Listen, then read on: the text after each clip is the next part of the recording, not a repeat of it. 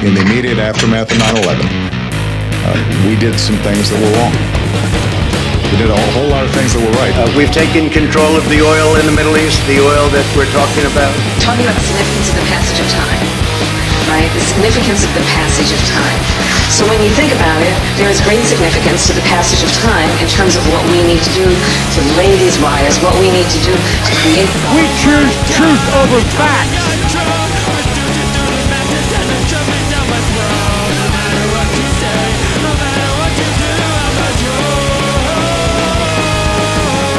America is a nation that can be defined in a single word. The foothills of the Himalayas. Television is what people are saying. We are fighting Satan himself. Journalists, ask them the question! Ask them! Ask them! Ask them! Agreed that everybody wants to stay inside this. Anyway, my time's up. I'm sorry. America's dead. That's right. That's right. America is dead. And we're back. It's definitely a lot more dead after whatever the fuck we just watched. Jesus Christ. We're season 3 of the Dying Corpse episode. I don't know where we're going with this. This is the most hectic election season I've ever seen. Probably. I haven't lived through much. I've lived through 3, so I mean, I don't, Weekend at Joey's continues.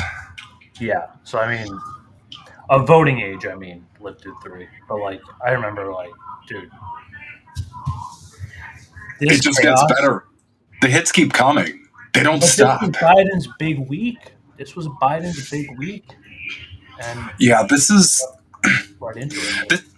This is kind of like, you give your dog chocolate right before you put him down. You're just like, here you go. You get a NATO summit as a treat before we put you in the cryo freezer, the Fallout vault where they just freeze you. I guess I don't know what's going on, but that was 50 Shades of fucked. Let me say. As you may know, this was Biden's big week. This was Biden's big chance to prove himself, to prove that he's not completely and entirely demented. Which is crazy because what he did was prove that he was completely, entirely demented. Yeah, which is unfortunate because John Kirby had faith in him. This was. I mean, there was a piece that came out earlier that was talking about how NATO leaders need to be reassured that Biden is not too we'll talk about it here in this clip, but watch this. Now remember, you look so scared. Yeah, I know. This is Biden's big week. We're not picking up any signs of that. Yeah, hit that volume up. You mentioned the context of this summit this week. It's also the first time the president interacted with these world leaders since that the disastrous debate against former President Trump 10 days or so ago, where the president struggled to confront the former president on all sorts of things. What is the president's, does the president feel how does he plan to reassure American allies in NATO that he is up for the job now when he couldn't confront Trump on stage then? I think your question presupposes the notion that they need to be reassured of American leadership and President Biden's commitment, and I don't believe that's the case. We're not picking up any signs of that from our allies at all. Quite the contrary. The conversations that we're having with them in advance, they're excited about this summit. They're excited about the possibilities and the things that we're going to be doing together, specifically to help Ukraine. Do you see zero? I mean, there have been stories from multiple outlets on both sides of the Atlantic in the last several days with questions from European leaders about the president's capacity to lead the United States. Are you just denying that? I'm not aware of any such conversations that have been had. Certainly none with us and here at the White House and with our staff. We're looking forward to it. I want to go back to what I said at the beginning. In the last 3 years, rather than browbeaten and insulting and demeaning allies, this president has invested in allies and partnerships. And when he took office, what I said, only 9 allies had reached the 2% level. Now 23. That's not by accident. That's because of leadership. That's because of constant stewardship of the alliance and other partnerships around the world. The president's record speaks for itself, and the allies and the non-NATO friends and partners that are coming as well, they know that. They wouldn't be coming. New Zealand, Japan, South Korea, to a NATO summit if they didn't believe in American leadership and how important it is, and if they didn't believe that President Biden takes that responsibility extremely seriously. So let's see how Biden did. Let's have like a little sample before we really. I mean, we're really digging into it. I mean, it was just a big week. His face. Let's see how Biden did. Can you understand this? Tell me what he said. The allies in this room not only share a common language, don't share a common language. We do not share a common border, but we are neighbors. We're neighbors. The allies in this. I'm going to play that again. This room not only share a common language, don't share a common language. We do not share a common border, but we are neighbors. We're neighbors. The allies in this room not only share a common language, don't share a common language. We do not share a common language, but we are neighbors. Well, we've got serious. I think elder abuse going on to a point where, like, you know. Well, the thing is, it's kind of ironic because he's talking about how we all share a common language, and he's not really speaking a language that anybody can understand. He's not speaking any language. He's just speaking. No, it's just you take a bunch of words and you just throw them at people. That's all he does now. He reaches into a bag of words and he just whips shit at people in these conferences. And somehow he thinks this is a good look. And then he's sitting there and he's like gaslighting people into thinking, you know, what? Don't be ridiculous. I'm staying in this race. Bro, you're just speaking like blender sentences at this point. Like blenders. I don't even know how else to describe it. He's just vomiting. He's just vomiting alphabet soup out into the wild. But I do want to before we cover I do want to cover really briefly because actually shout out to INN News, Reef and Colin, who covered this yesterday. But there was a missile shot at a children's hospital in Kiev, of which Russia was getting a lot of flack for. You can see it here. But with pure bystander footage, you can tell. So since the missiles coming from the children's hospital, that part of the children's hospital came from the west, and verified by Google Earth, that means it's coming from the right and not down from the air, which it would. Mm-hmm. And then Che Bose, while BBC and RTE are intentionally lying about the Russian strike on the children's hospital, I'll show a little the headlines. You can see it here. IDF says it entered Gaza's Al-Shifa hospital, targeted operation against Hamas. Notice the difference. Well, yeah, They don't name the country here. They have a quote in the very beginning as like a punchy headline. There's like very tactical, like little propagandas happening here. Propagandies, I'll call them. Many propagandas. Many propagandas. I was going to say propaganda. You know what I'm saying? Look at the difference between these headlines. So, I was going to say, newsflash. Go watch the INN segment, and you'll figure out that this was not from Russia. This was an air defense missile You see some of the damage here. And a lot of people, this is not, I'm not the only one, addressing this as a false flag attack. This feels and smells like a false flag attack. And based on some of the things that were said today at the NATO summit, I really think there's something else going on. Here's irrefutable evidence that this was a Ukrainian air defense mount. And you can tell by the shape and where it's fired from.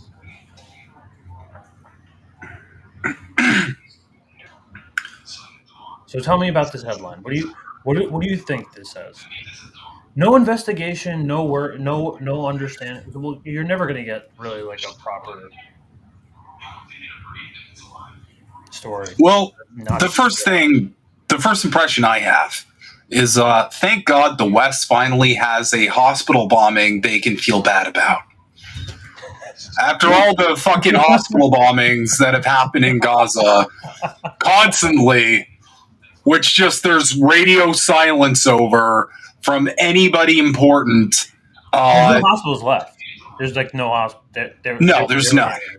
Yeah, there is none. Well, yes, because this is the genocide that America is supporting is actually doing a genocide as opposed to the genocide that they're projecting, I suppose, onto Russia. By the way, do you remember this when they went in and disguised as nurses and shot people? Yeah. And this is how they're framing it in a targeted operation. They said they went into that, and then this is no words for this. Horror over the Russian bombing of Kiev. No investigation. No nothing. Yeah, it's so a couple things here. First off, they know damn well that the majority of people are just going to read the headline. That's how like attention deficit we are as a society. Forget ADHD and everything. Just as a society in general. That's how attention deficit we are. So people are just going to read the headline. That's why they're so laser focused on those headlines. Yeah. And that's why there's such a difference, because the headline that they need to water down heavily, which is obviously Israel's doing the exact same thing as Russia apparently did, is it's a targeted operation. It's very surgical. It's the language here. It's to frame it as something that's very complicated and like controlled and not like sinister. This is all like, don't worry, guys. They're like taking real special care. And then when it comes to the actions of a foreign power that they do not support in the same capacity as Israel, it's horrific and it's a bombing and it's an atrocity. But when it's an ally they are supporting and it does serve their interest, it's an operation. So, Noam Chomsky, rest in peace. Yep. Do you remember that? Do you remember that fake news that was passed around for like a day that was that he died? Man, that got all of us. I had to delete a tweet because of that. I was like, God damn, Noam Chomsky died. And then later I was like, oh, fuck. Dude, his Wikipedia was edited. I was like, what the fuck? And then I coped with it by making a joke saying, I coped and I made a joke out of it and I put Schrodinger's Chomsky. And then everybody liked my tweet and I felt better. So based on these headlines here, listen to some of the language that they were speaking of just today, and they'll reference this bombing specifically. Watch, and I recommend everyone go watch the INN news segment on this. They streamed it yesterday, so you get a good information more about this on that right there. But listen to what Zelensky's saying now. Let's hear it. We, of course, if we want to win, if we want to save our country and to defend it, we need to lift all the limitations. I spoke about it with partners, with UK leader, with United States President, with Secretary, all of that. And I will rise up this topic with very concrete facts. We understand where they stay. We understand from what military base they attack us. And if they attacked us and killed our children in the hospital, that is a crazy question why we can't answer. This, especially this person, this military base, where from these guided bombs from jets or missile came, targeted us, killed our children. So for me, that's not rhetoric. For me, it's real plan. And for our people, not for soldiers. Not only for soldiers, that is their job. They understand it. Now this is the plan for all our nation. And we are waiting from our allies, and I'm sure that our friends, allies, will understand all this. We've got very good messages from UK leader, and I hope that we will have we will make such decisions. And of course, again, if we really want to have Ukraine on the map and not to have Putin of the planet, yes, we need to do very concrete steps, very quick steps. And the second part of your question, I forgot, I'm sorry. Orban, he was? This man forgot a question. He forgot. He just forgot his. He's like. He's been spending too much time with Biden. He's getting infected with the. Like I didn't think dementia was contagious, but it's apparently contagious. Okay. This, especially this person, this military base with our children. Listen very carefully to what he said. He referenced the bombing that we were just talking about. Facts. Yeah. We understand where they stay. We understand from what military base they attack us. And if they attacked us and killed our children in the hospital, that is a crazy question why we can't answer and attack this, especially this person, this military base, where from these guided bombs from jets or missile came. He's getting heated, and he's begging them to go deep inside Russia and strike deeper. Which he's fucking scared. That's all this is. I feel like he's kind of. I think there's a couple things here, and I think it's kind of proven in the comments from Biden today with NATO. But I think the biggest thing here is that he's kind of looking at the writing on the wall and thinking, "Oh shit,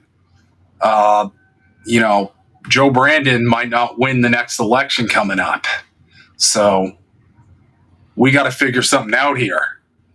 There was one reporter that asked about that specifically. So I think that's one thing. I think the other thing too is that this motherfucker, I think he knows he's fighting a losing war. I think he knows deep down that he's not going to win. No, so we covered how he said that they're admitting it. He admitted it. Yeah. Yeah, we have people dying. We can't do this. We need long-range weapons. But the interest happens to never be diplomacy, which is quite strange.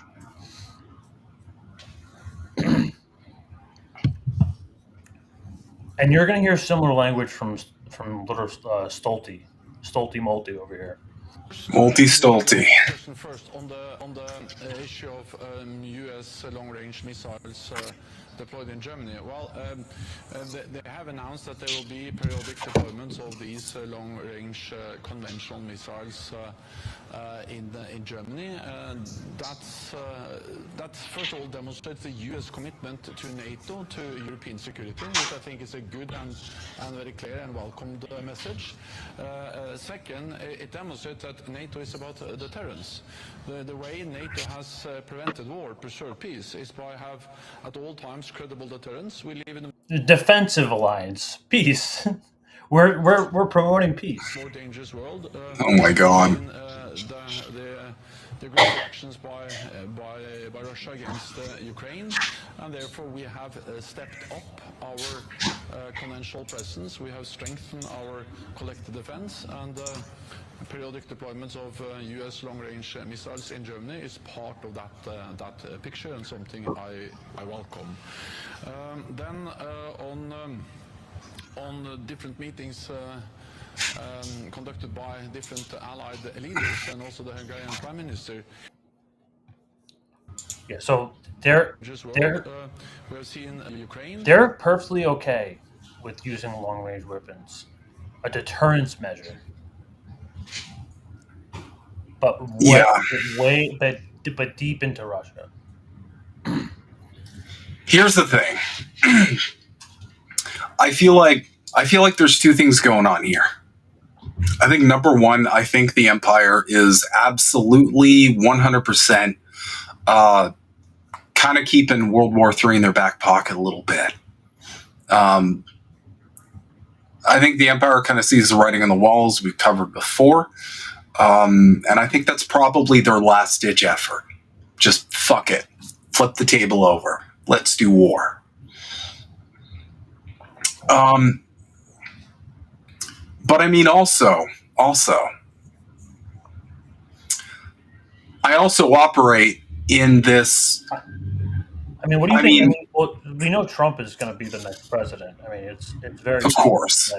Of course.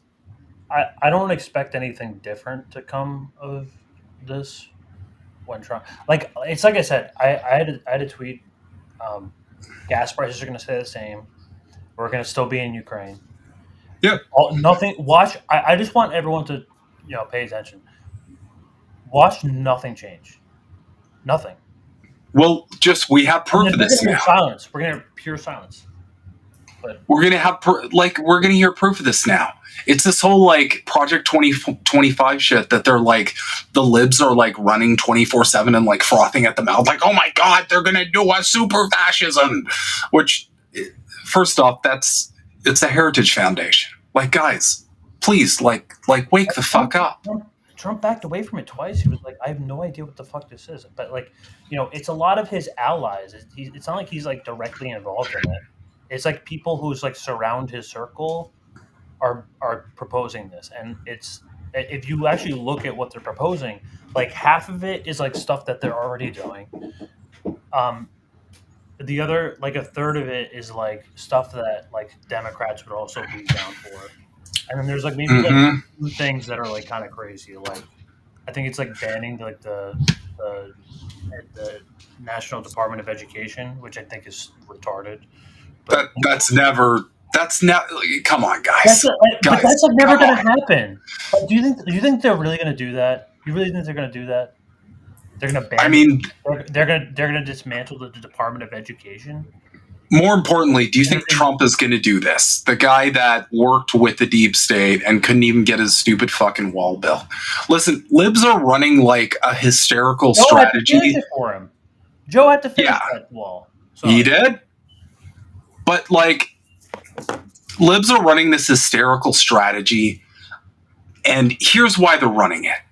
If you want to know why, there's so much hysteria 24/7 about this Project 2025 shit. I'll break it down real quick. They need to cook up a giant boogeyman scary policy to make it seem like these two candidates are worlds apart.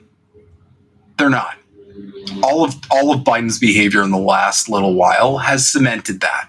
These two, as I covered in my psychoanalysis of that interview he did with George Snuffleupagus or whatever, these people are very similar personality-wise and policy-wise as well. If we have a president that's literally demented and that cannot control himself, And like, let's say, okay, this is an existential threat. We have to stop Project 2025. So like, we have to forgive the dementia. We have to forgive a genocide. We have to forgive multiple wars around the world. But what's stopping like some like inner circle Washington elite to just walking up, whispering up to Biden and saying, "Hey, I'll give you an ice cream if you do Project 2025." I don't know if you heard me, but he whispers into Biden's ear, "I'll give you an ice cream if you do it Project 2025." Of course, he's gonna just do whatever they say. That's what he's doing now.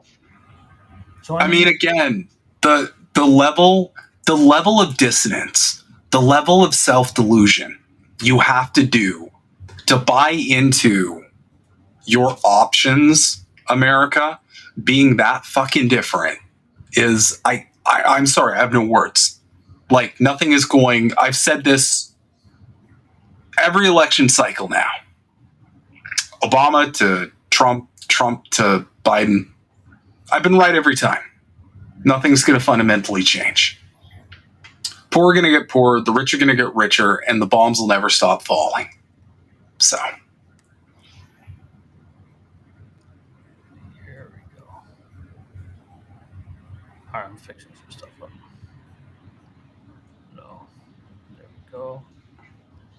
That's much better. Someone was logged in here and fucked up my shit.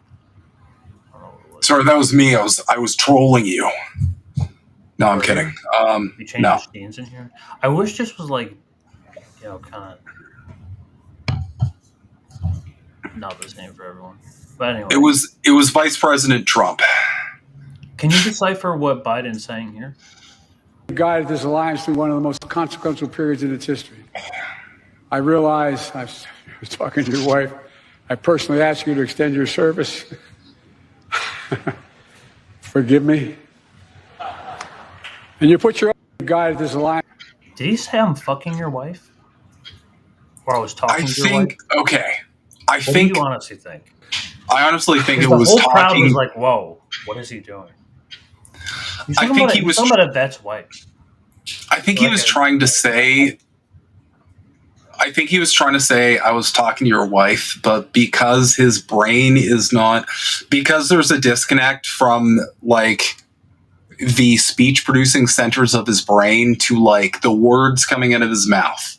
There's a disconnect there that a lot of the things he says, like, I think he has a thought, and from the process of having a thought to words coming out, there's like a traffic jam. There's like a car crash. There's like a 12-car pileup on the freeway. That's what I think's happening here. So he'll come out with gibberish like this, and it'll sound like I was fucking your wife or I was talking to your wife. Some people are in the middle, and they're like, I don't even know. He's barely comprehensible most of the time. Yeah, I was talking to my parents about this. I was like, do you understand him at all?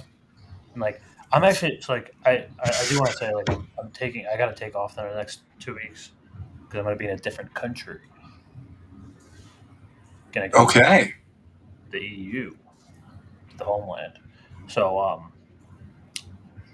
yeah, I'm going to be with my parents. But I was asking them, like, do you understand anything he's saying at all? Because I don't. Like, I genuinely try to take a listen, and I listen to this all day. I listen to all this shit all the time. I never understand what he's saying. Well, remember when we were trying to decipher it live in the debate they had? At some point, all of us on the panel were just like, I can't follow him. I can't follow his speech. Like, I can't follow where he's going. Like there's so many times where you try to follow what he's saying and you get lost. And then corporate press just wants to gaslight you 24/7. They're finally after that debate to face the light. And dude, it was a bad day today. Mm-hmm. This morning, you can tell what kind of character he is because he's the most fired up when he's talking about all the war crimes he did in the past, which is bombing. Yeah. I was going to say which is where I'm going. I'm going to be in Slovenia and Bosnia and Croatia. So like, I'm going back to the homeland, and this motherfucker, he's bragging about my bombing my ancestors, basically. When war broke out Or like not like ancestors, but in the Balkans, we intervened to restore peace and stop ethnic cleansing. And when the United States was attacked on September 11th, our NATO allies, all of you, stood with us. When war broke out in the Balkans. But yeah, it was not a very great day today. This was the real killer, I think. I think this was the moment we knew Biden was going to be fired. Heart attack gun. Calling it. Heart attack gun. Yeah, he's getting 25th amendmented at any point. You can't do this. And now I want to hand it over to the president of Ukraine, who has as much courage as he has determination. Ladies and gentlemen, President Putin. President Putin. He's going to beat President Putin. President Zelensky. I'm so focused on beating Putin, we got to worry about it. Anyway, Mr. President. How smooth was that to you? I mean, I'm so focused on beating Putin. I was talking about Putin. Here's the thing. We're all so used to this at this point. We're all so used to this that like this is the weird part. This is becoming normalized to the point where it's like he could literally say anything. He could be like, "Nice to meet you, Captain Crunch," and he's like shaking hands with Hillary Clinton, and I'd be like, "Yeah, okay." Like, it's normalized. They're normalizing this.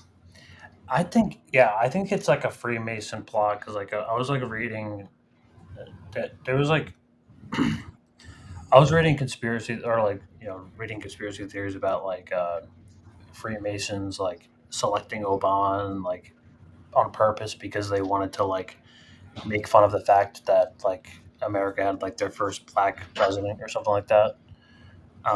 I think this is like kind of like a mockery, like on purpose. Like he's like selected to like kind of like make like the whole government the joke. Like don't you see it and it's such a clown show that you almost can't believe it. Here's the thing. If I wanted to introduce a new type of government, not that that's something they're cooking up or anything, I would have to make a way to delegitimize the old type of government. So if I, for example, wanted to like have some kind of global kind of government where everybody, I don't know, owned, maybe didn't own a lot of stuff, and they were compelled to be somewhat happy, for example. And maybe they consumed forms of protein that were crunchier, for example. What I would have to do is first I would have to delegitimize the current style of government, because you can't come in and offer any kind of like tangible alternative without making the case as to why the current system needs to change. So putting my tinfoil hat on, because I mean, like this. Here's the thing, guys. This guy has been making fucking gaffes for years. His brain has been shitting and farting for his whole term, essentially. His whole life, yeah. And if they didn't want the public to see that, they just wouldn't show it. But now it's like okay. They're showing it and they're commenting on it. And I know it's because that debate. This is part of the circuses in the brain. Yeah. And I know that debate went poorly, really poorly, about as bad as a debate could possibly go. But I mean, at the end of the day, what if they took that as an off ramp? They're like, okay, debate's going to go bad. Maybe we'll give him less adrenochrome or whatever. We'll give him less baby blood in his evening cocktail. and he just goes out there and shits the bed because his brain stops working. You know, at the end of the day, you know, you're undermining the legitimacy of government. And then what's going to happen next? Well, Orange Man's probably going to come back in. And he's probably going to do a bunch of shitty stuff. We've been calling this here on Politically Homeless for a while. He's probably going to go back in and do the let's support Israel thing and do the demonize China slide. Hmm? Do the cha-cha slide. No, I was just trying to finish your sentence, but there's the delay. Okay. And that'll further delegitimize government. And at some point, shit's going to get so bad that someone's going to have to offer a solution. And all I'm going to warn everybody is if that solution comes from moneyed interests, comes from the bourgeois class in one iteration or another, one of which is absolutely the World Economic Forum, then you'll know we were right. And then they can blame it on Trump. I think that's the plan. I think the plan is to blame. I'm not looking forward to the headlines personally. I'm not looking forward to the look on Zelensky's face. Sorry. No, go for it. But right after this. Oh, whoops. I just had this. I didn't even know this was. I was looking at a different screen. There's my fire moment. And now I want to hand it over to the President of Ukraine, who has as much courage as he has determination. Ladies and gentlemen, President Putin. President Putin. We're going to beat President Putin.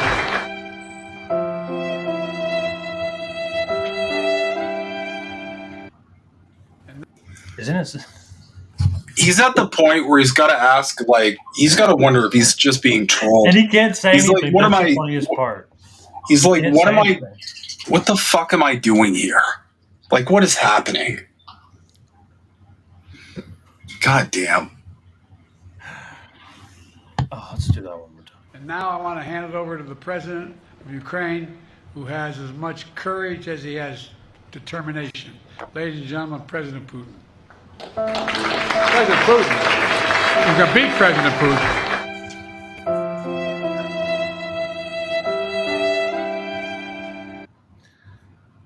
He can't say anything about it because he has no money. He depends on them for the money. Yeah, he's not going to talk shit. He knows where his bread's buttered. So what were you going to say about Trump and the future of this election exactly? I think the plan is, here's what I think the plan is. I think they want Trump in because they need a bad guy. I've said this a million times before. I'll say it again. I think they want a bad guy to come in and kind of get their hands dirty. I think we're going to see the Taiwan arc finally pop off. I think we're going to see escalations in Israel-Palestine. I absolutely see that. And the corporate press is just going to run Orange Man bad 24/7. But what they're also going to do is they're going to blame everybody for not supporting the corpse hard enough in these dark times. So we'll see, look what you did. You didn't support him enough, so now you got Orange Man. I don't think anyone who runs I don't think anyone who runs the DNC has a shot. I think the rich and powerful have kind of decided, okay, this is the guy we need for this. I think we're probably going to see some kind of bird flu related situation. I think it's going to focus on food. I think I'm pretty sure that's the main focus. Just looking at the focus of words and articles and what they're talking about when it comes to bird flu, I think they're using the fear of it fucking up all the people as a scare tactic, but I think what they really want to go after is the food. And then after Orange Man shits the bed and makes everything fundamentally worse, because he will. I'm going to be honest, I don't think the Empire is a plan after that. I think we are in like a late stage Civ game where the West is about to lose. Their opponent is about to score like economic, diplomatic, and cultural victories. That's what I think is going to happen. And I think the West knows that. So I think the only real roads they have forward are war or complete self-destruction. Now, if they were a smart nation actually governed by the people, we'd all just go like, oh, well, fuck, BRICS sounds pretty base. Let's join BRICS. Why don't we all just work together as countries like, you know, just trying to make life good for everybody else? We can go explore space. We can turn this shit into Star Trek. We can, you know. This was an interesting development today. Putin today said that BRICS is going to have its own parliament, like the UN almost. That's fucking cool. Форменной парламентской структуры. Но полагаю, что в будущем эта идея обязательно реализуется. He said it will definitely be implemented in the future. They're going to have their own parliament. That's super based. This is what the rest of the world is doing while we're shitting our pants in public. This is embarrassment on the world stage. And they're just getting roasted left and right. Like, we're at the point where, like, we're just roasting this administration over and over again. But no one just seems to be doing anything about it because we have such a, like, Listen, state. When you get Jon Stewart, like, when Jon Stewart turns on you, you're fucked. Oh, Smirkula, I hate this dude so much. He's such a weird vampire.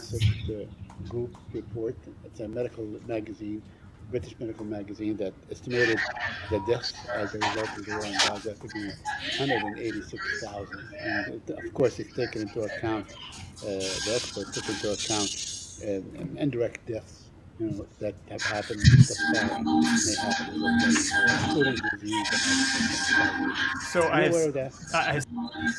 So what Graham Husseini is asking him about a Lancet study that was published that was saying the actual official death count in Gaza is 186,000.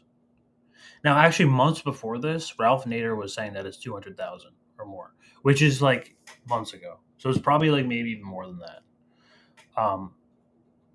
Like, I even think 186,000 is low, but you know, that's a stutter. That, you know, it's stunning. You know, for a major publisher like the Lancet. I mean, I don't know if it's peer reviewed or not, but either way, like, they said it's not implausible that they just destroyed 8% of the population. Let's see what Matt Miller's response. This is who Biden picked as a state spokesman. I have seen the report, and I will just say, whatever the number of civilians that have actually died as a result of this conflict, we know that it's far too many. And far too many civilians have been needlessly killed as a result of this conflict. And that is why we are working so hard, including negotiations that are going on this week, to try to reach a ceasefire that would alleviate the suffering in Gaza, that would bring home the hostages that continue to be held, and ultimately put us on a path to hopefully ending the war.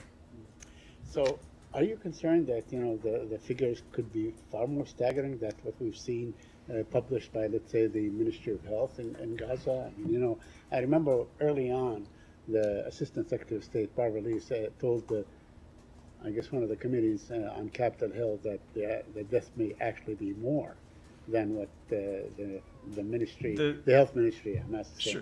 The death toll could very well be more. We know there are potentially people who are under rubble who have not been counted. But it goes to the point I was making. Whatever the number is, the reported number already is far too high. The reported number already is unacceptable, the number of civilian deaths. So, of course, something higher than that would just be further tragedy. But we long ago passed the stage where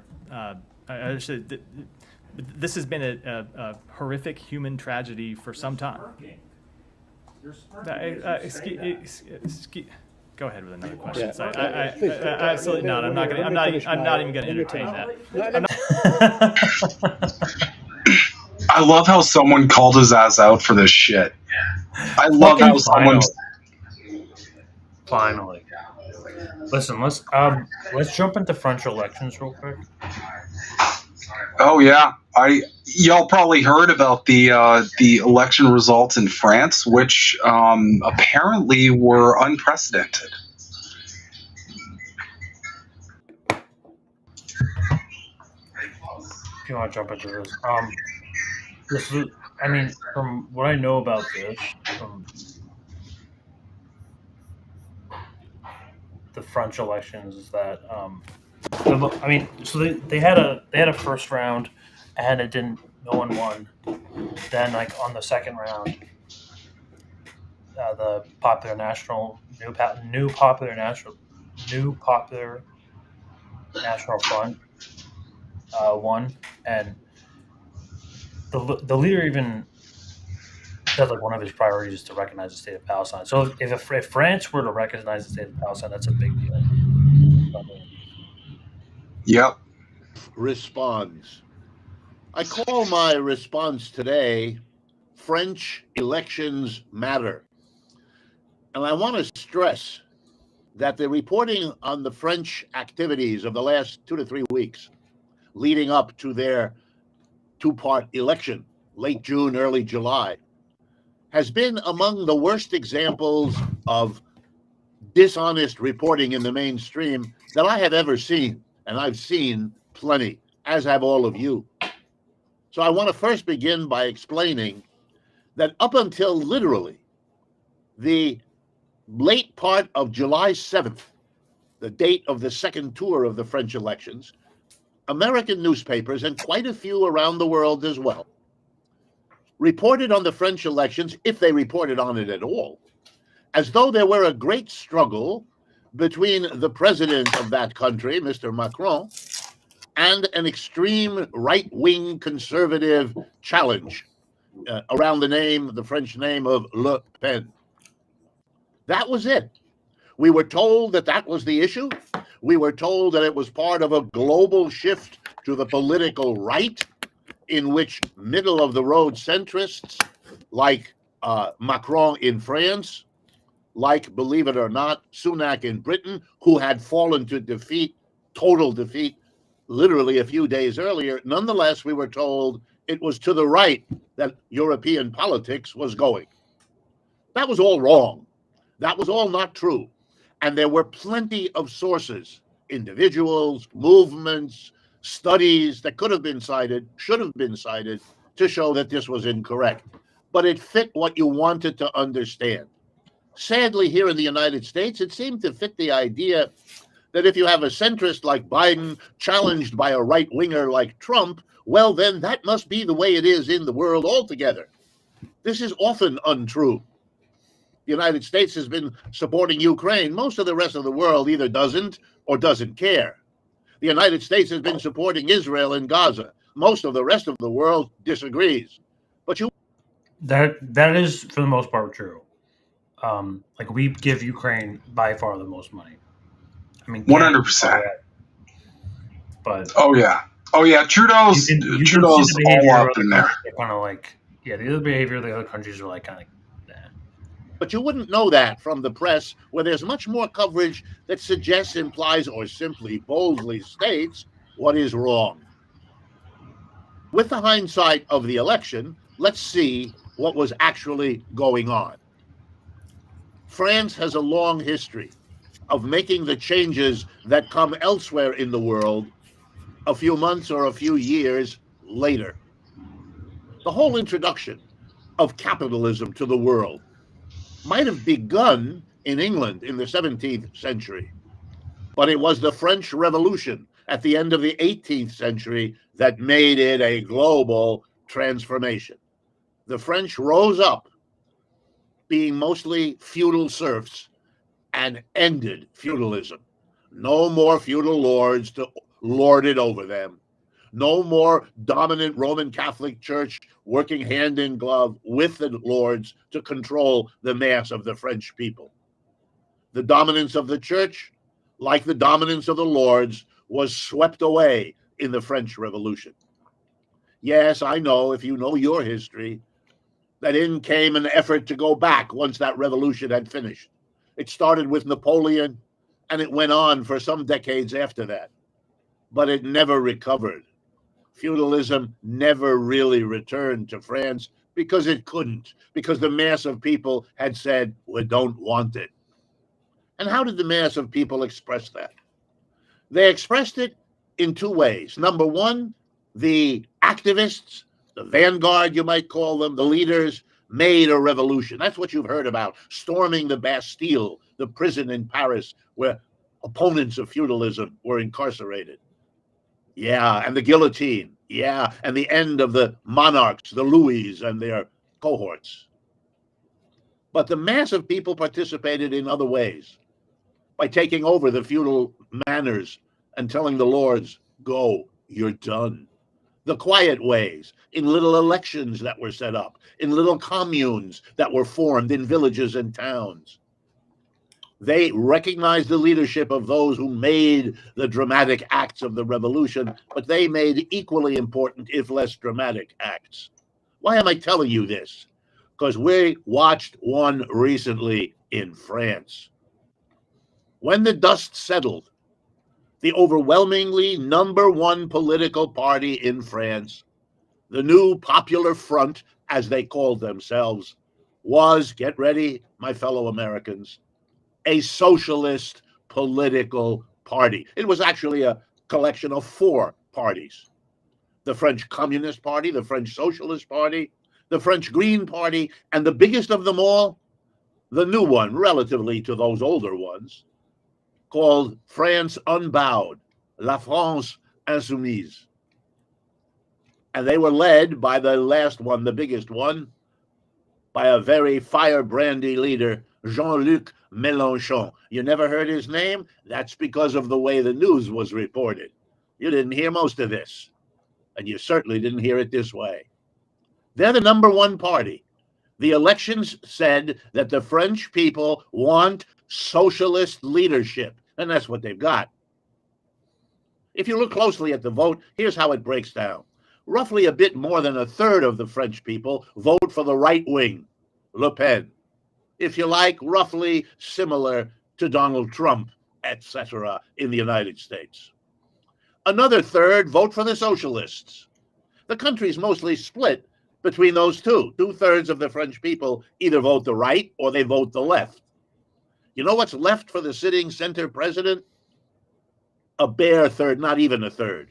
In the final vote on July 7th, the right wing had 10 million votes, the left wing had 9 million votes, and the sitting incumbent president's party got 6.5 million votes, not even in the running.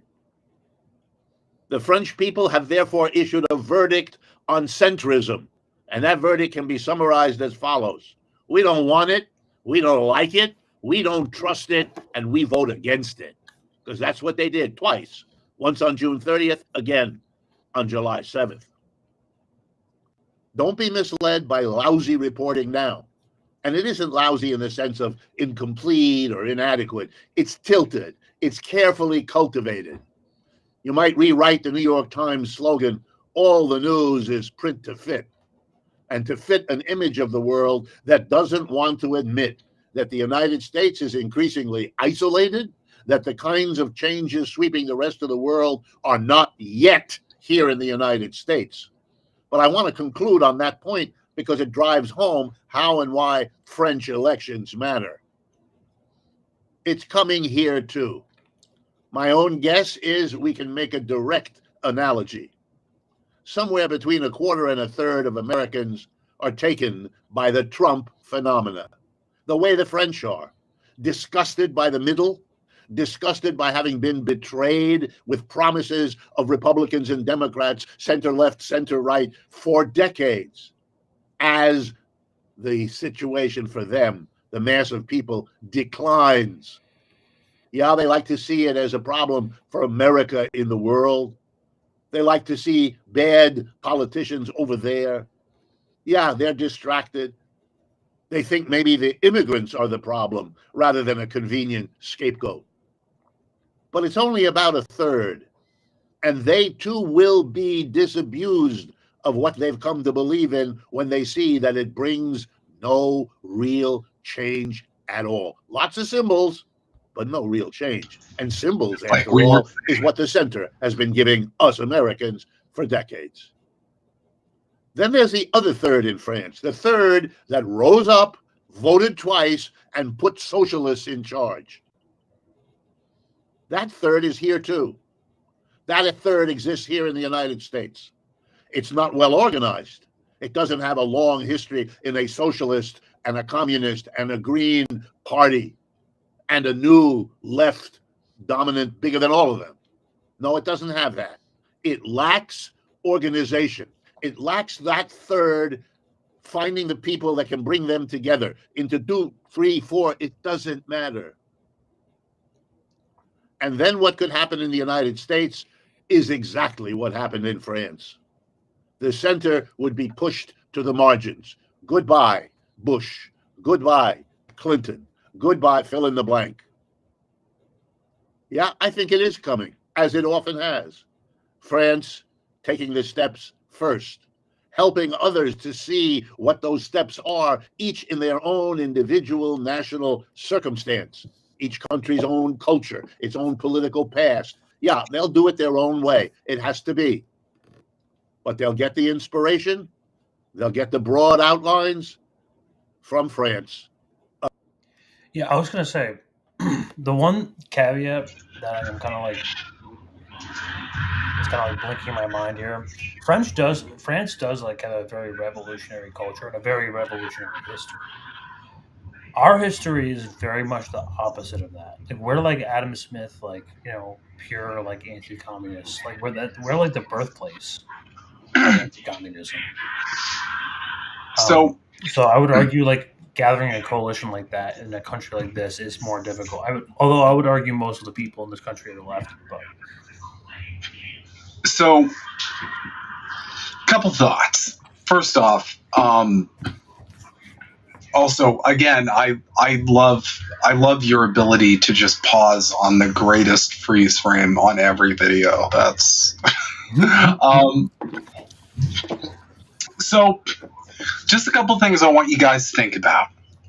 So, you know all those so-called socialists online who spend 90 to 95% of their day basically starting fights with people, calling anybody to like an inch like to any direction of them on any sort of wedge issue, like fascist, evil, Nazi, pat sock, whatever the fuck.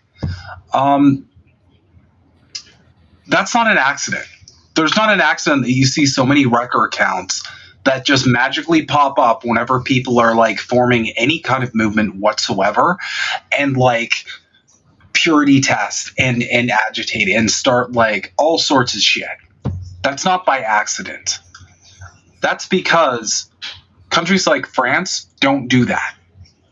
They actually organize along class lines. They actually form coalitions. The reason why it doesn't happen here is because there's an invested effort, an invested and a persistent effort to keep the country divided. That's the biggest difference, and that's the thing we have to fight against, no matter what. Here in the West, here in North America, there is a massive effort to keep people divided.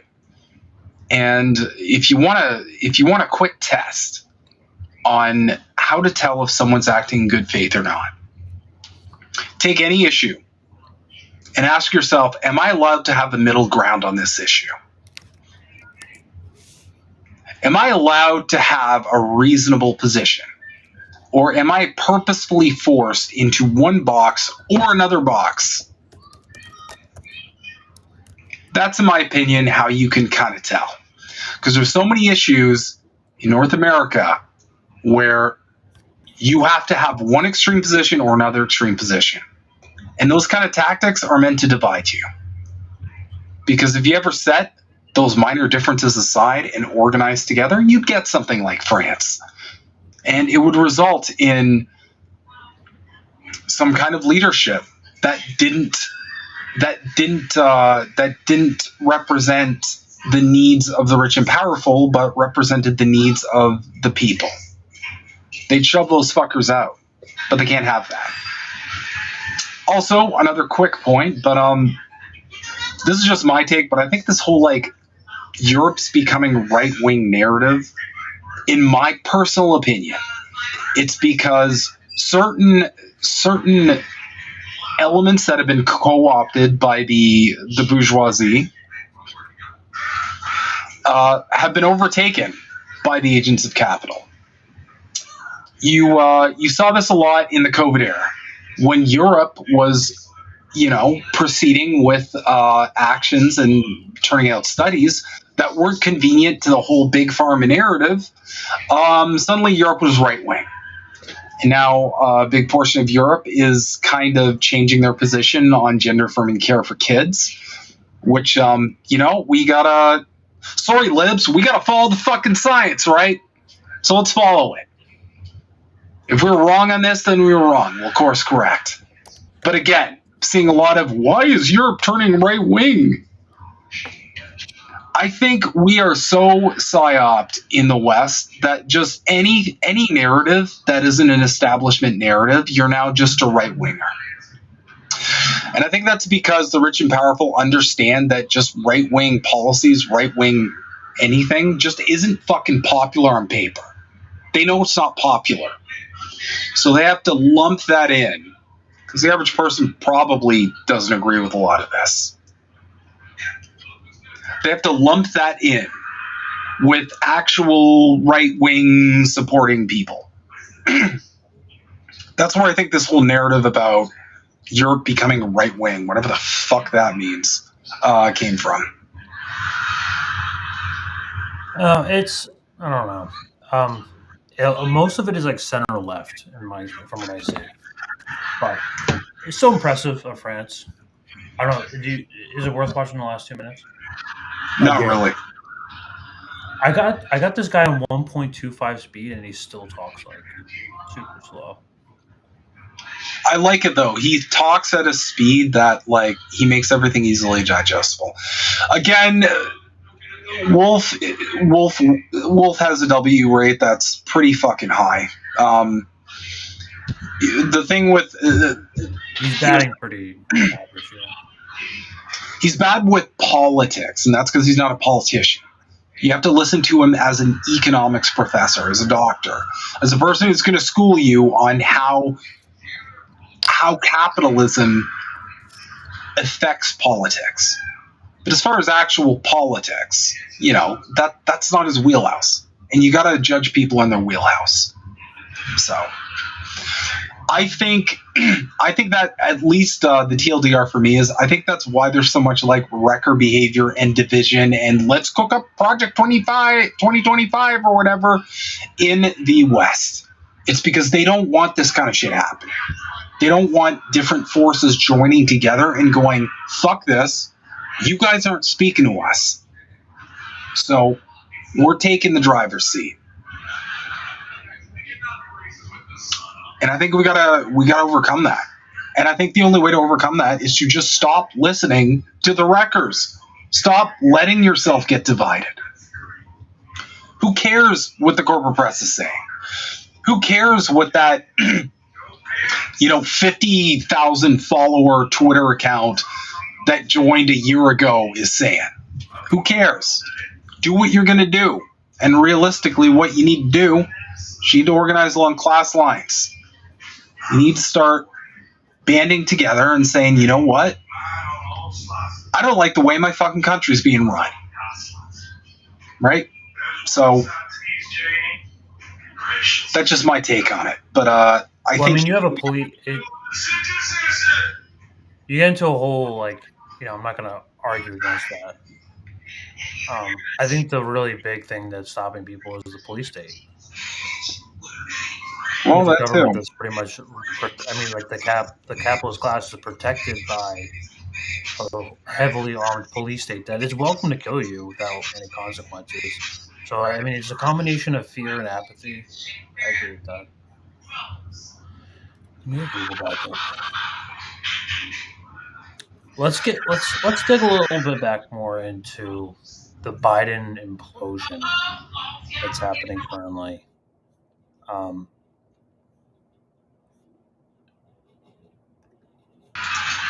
This is just, man. This is. You wanted to start with the Morning Joe segment? 3 days ago. Fucking. How old is this? I mean, it's not that big a deal.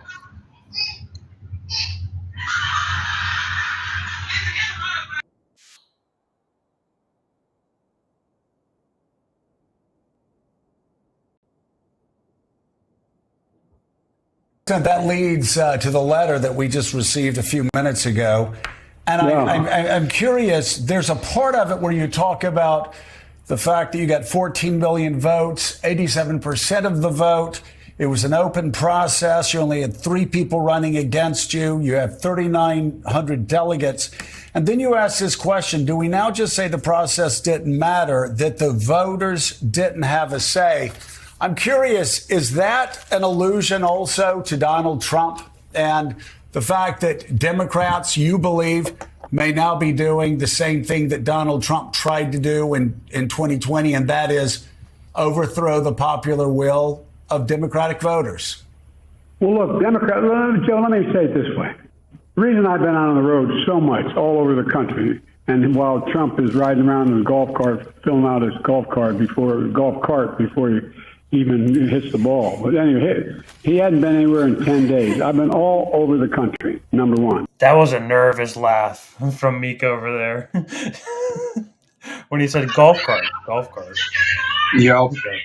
But this is not the real Biden. This is an AI. I don't know why they would make the AI fuck up, but like, I don't believe this is the actual real Biden. You think he's AI? I've been over the country for several reasons. One, to make sure my instinct was right about the party still wanting me to be the nominee. And all the data shows that the average Democrat out there who voted, the 14 million of them that voted for me, still want me to be the nominee, number one. Number two, the idea that Donald Trump has gained in any substantial way, has his argument to why he should be president, is anywhere convincing than it was 2 weeks or 3 weeks ago. It's just not there. And we're just starting to focus on Trump. And look, I attended services, spoke to over 600 people at Mount Airy Church of God in Christ in Philly. I stopped by campaign field offices with John Fetterman and Madeline Dean, both strongly supporting me. The president and the first lady, we spoke at a campaign ice cream social for APSME. Council 13 in Harrisburg. 40 minutes after we spoke with supporters, stopped by Denham Coffee. I was with the governor of Pennsylvania, who's still strongly supporting me. I mean, so look, and the fact is that this week, there's nothing being said. Detroit, Michigan, for a campaign event. Just on down the line. And so I'm not getting any of what I was told. I wanted to make sure I was right, that the average voter out there still wanted Joe Biden. And I'm confident they do. And I'm confident, and like I said, the press is with me. I think they've been fairly fair. I haven't read any reporting they did today. But the fact is that, I think... He didn't watch his own debate. He doesn't read any of the press on him. Yeah. Okay, so that's a typical narcissist. If he knew it would be positive. Hey, Kipton. If he knew he would be positive, he'd eat that shit up. But he knows deep down it's going to be negative, and so he avoids it because that's going to cause a wound to his ego. At this point, I think he's right up there with Trump. I think the narcissism is. I think it's just both like they both probably just have. They both probably just have full blown MPD. Yeah. Let's keep large crowds, enthusiastic crowds, And, and now they're talking about whether I use a prompter. Well, I did it all extemporaneously.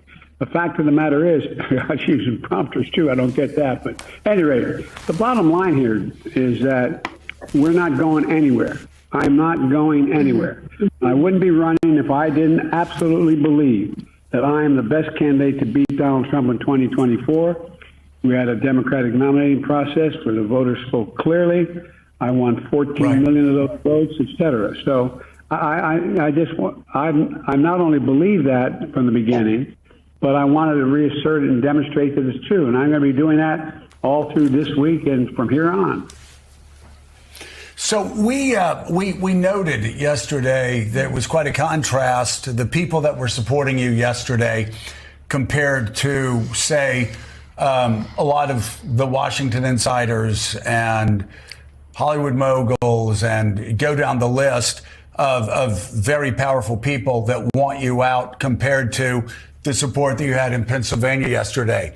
That said, there are a lot of people of goodwill who love you, who believe you did a great job in your first term, who are still concerned. Yesterday, the topic came up of the Stephanopoulos interview, where you were asked the question, how do you feel if Donald Trump beat you? How would you feel after you lost? And you said, well, as long as I did the best I could do, that's the most important thing. He said the goodest, to be clear. He did say goodest. Yeah. That's caused Democrats concern, who believe that losing is not an option. What would you say to those who are concerned by that answer? It's not an option. And I've not lost. I haven't lost. I beat him last time. I'll beat him this time. And this is a guy who, look, we talk about debates. Look at his performance at debates. He lied over, Trump has 50 lies. I mean, look, this is a guy who says 10% of the universe. I don't want to get into it. He's just a liar. And he hadn't done a damn thing since the debate. He's been riding around in a golf cart for 10 days or down in Mar-a-Lago talking with his wealthy friends. I'm not running because of these guys, Joe. I'm running because, and you know me well enough to know this from the very beginning, I ran because I never bought on to the trickle-down economic theory. I never bought into the notion that we have to walk away from the rest of the world and cave to Putin or anybody else. I've never... He keeps talking about this trickle economic down, like as if he's not practicing this right now. As if that isn't like his pure economic platform. Like it's incredible. I never believed any of that. And I'm confident that's who the American people are. So what I did was I went out and I wanted to make sure that there wasn't any slippage at all. And with the average voter, I don't care what the millionaires think. And by the way, 97% of all the people who contribute to us are people make it under 200, contribute under $200. I think we have the largest contingent ever in history. I'm not positive of that, but I think that's true.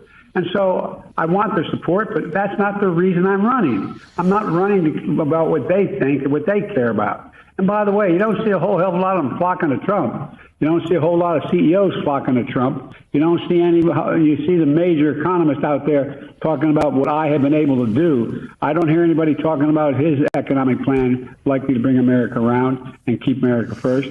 And by the way, here's Trump talking about all that he's done and Trump and his debate night. He's a pathological liar. He lied about Roe. He refused to accept the outcome of the election. He refused to condemn January 6th. And he says, they claim he spoke with Putin before he invaded. What the hell are we doing, Joe? What are we doing? This is bizarre.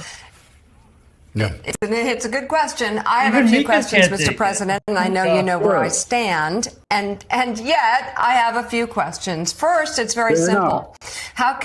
How can you assure the American people that you won't have another night like the one you did in Atlanta? Look at my career. I've not had many of those nights. It was a terrible night, and I really regret it happened. But the fact of the matter is, how can you assure you're going to be on faith that can intervene on your way to go to, work tomorrow? Age wasn't, the idea I'm too old. created over 15 million jobs, 21 million insured for the ACA, beat Big Pharma. 20 million insured ACA. 5 million people, first black woman in the court. So I think I had a significant run, and that's how I'd measure me. Measure me what I've done. And by the way, in terms of my neurological capacity, I had a physical, a neurological physical as well in February. It's released. I released all my records, all of them. And I have a neurological test every single day. Try sitting behind this desk and making these decisions. You know it. Both of you know it. You can't have that every single day. I'm not bad at what I do. And now, I mean, I never make a mistake. I do. But I'm making those decisions. Mr. President, if anybody in my family had a night like that, like if my Joe had a night like that, or my kids or anybody, I'd probably want to do some sort of workup and medical workup and make sure he's okay. Have you been tested for any age-related illnesses, pre-Parkinson's, or anything like that that might explain sort of having a night like that where you couldn't finish sentences? Look, I had before, I was feeling so badly before the debate. When I came back, they tested me for, I thought maybe I had COVID, maybe there was something wrong, I had an infection or something. They tested me, they gave me those tests, I was clear. So, but look, I had a bad night. But the fact of the matter is, look at what I'm doing. I mean, let me put it this way. If there was something that was wrong that night, it's not like it comes and that's one night and it goes away. That's why I've been out. I've been testing myself, been testing everywhere I go, going out and making the case. The night of that debate, I went out. I was out till 2 o'clock in the morning that very night. That very night, it drives me nuts, people talking about this. That very night, I'm talking to large crowds. Look at the crowds we've gathered everywhere from Atlanta to North Carolina to Pennsylvania, and look at the enthusiasm. But it was right after. And where the hell's Trump been? What has Trump said or done except deny and lie about what he's for? They're so awkward about this. So you have repeatedly said that all of these people and entities are wrong. And let me go through them. The New York Times editorial board, The Economist, the Atlanta Journal-Constitution, the Boston Globe, Jerry Nadler, Seth Moulton. Let me go to Julian Castro, Tim Ryan, David Axelrod, David Remnick, Richard Haas. Yeah, I know which one you're responding to there. Zeke Emanuel, but they're saying that you should. They treat him like they treat him like a kid. They treat him like a little kid. They have to. Step aside. One because his brain doesn't work, but B, because he's a narcissist. They're all Arrested Development is a hallmark. His pitch just gets like randomly loud sometimes. It's like randomly loud or very quiet. Forward. These are big names. And keep doing their big names, but I don't care what those big names think. They were wrong in 2020. They're wrong in 2022 about the red wave. They're wrong in 2024. And come out with me. Watch people react. You make a judgment. You make a judgment. And by the way, I'm going to have all these foreign leaders here. I've been in contact with the new British Prime Minister, anyway. Look, the country, the rest of the world. Did he just have a stroke? Probably. Did this man just have a stroke? I'm going to have all these Joe foreign Biden leaders is here. I've been just in contact with the new a mini stroke at this point. Prime Minister anyway.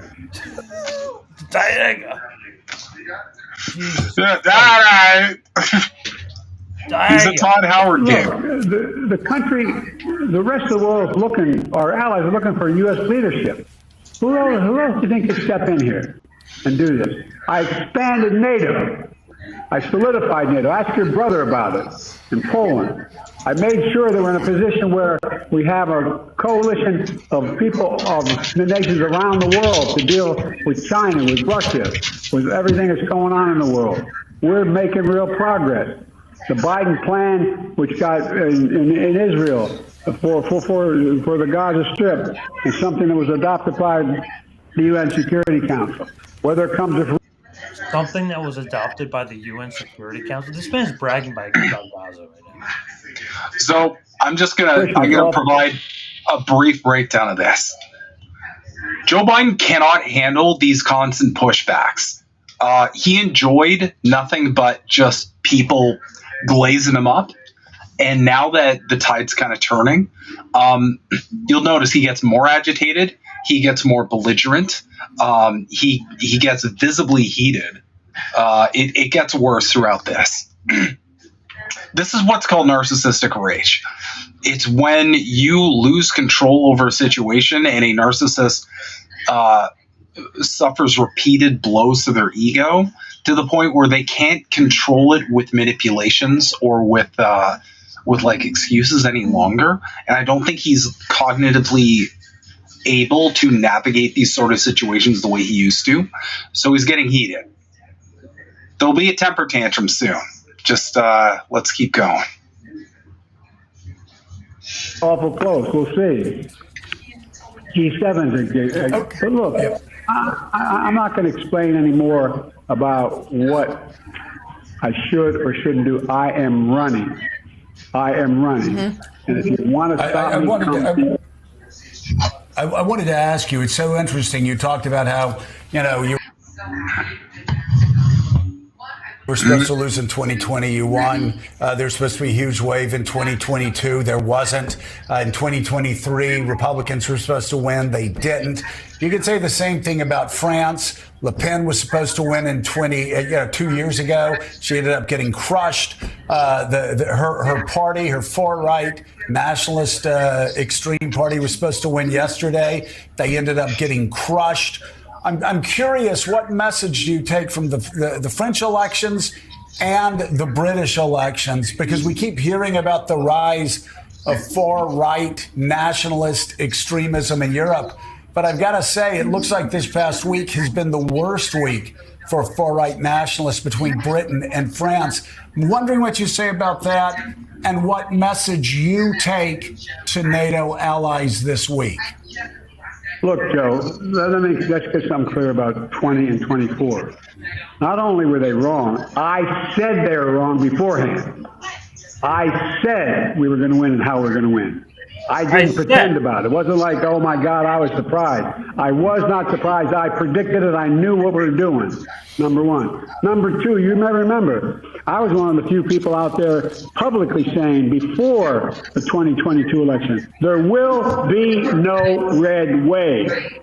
There will be no red wave. Because I've been all over the country. I didn't believe it at all. And then in 2023, the key elections, I went into those races. Not every one of them, but a lot of them. And I said we were going to win. Look, we won those.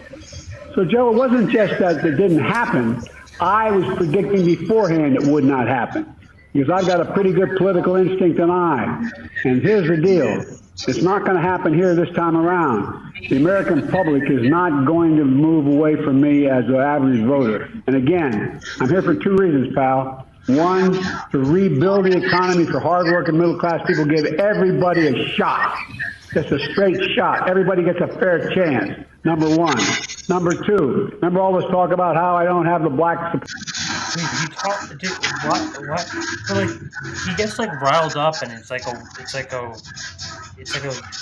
this anger towards what's happening. Okay, so what's happening is he's becoming progressively more agitated because he's detecting correctly opposition from the people he's talking to. He called in to these fuckers because he wanted them to fluff his balls the whole time. But the thing is, they have their marching orders. And they're like, donors aren't too happy with you. The rich and powerful aren't too happy with you. I gotta I gotta push back, buddy. And he's growing it. You'll see it a little further here. He's getting more and more agitated because he's not getting any validation from them. If you look at this whole interview, they started out, but now they're just pushing back. Everything he's saying, the they have to American push public back for. not going to move away from me as an average voter. And again, I'm here for two reasons, pal. One, to rebuild. I don't think the stress has got to do.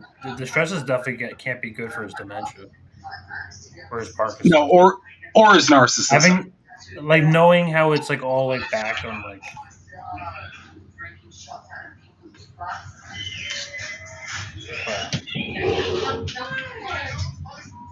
Build the economy for hardworking middle-class people. Give everybody a shot. Just a straight shot. Everybody gets a fair chance. Number one. Number two, remember all this talk about how I don't have the black support? Come on, give me a break. Come with me. Watch. I'm getting so frustrated by the elite. No, I'm not talking about you guys, but the biggest hard. Can we just talk about what? So like, we know that the questions are scripted. There was a story that came out earlier today that was about like Milwaukee radio that had like said that like all the interviews are like edited by the White House beforehand. And so like he this is scripted out for him. Why? I think he's losing it. I think he is legitimately. No red wave for the 2022 election. There will be no red wave. There will be no red wave. Because I've been all over the country. I didn't believe it at all. And then in 2023, the key elections, I went into those races. Not every one of them, but a lot of them. And I said we were going to win. Look, we won those. So, Joe, it wasn't just that it didn't happen. I was predicting beforehand it would not happen. Because I've got a pretty good political instinct and eye. And here's the deal. It's not going to happen here this time around. The American public is not going to move away from me as an average voter. And again, I'm here for two reasons, pal. One, to rebuild the economy for hardworking middle-class people. Give everybody a shot. Just a straight shot. Everybody gets a fair chance. Number one. Fair chance. Number two, remember all this talk about how I don't have the black support? Come on, give me a break. Come with me. Watch. I'm getting so frustrated by the elite. Now, I'm not talking about you guys, but about the elite in the party, who they know so much more. Elites in the party. If any of these guys Yeah. don't think I should run against me, go ahead, announce for president. Challenge me at the convention.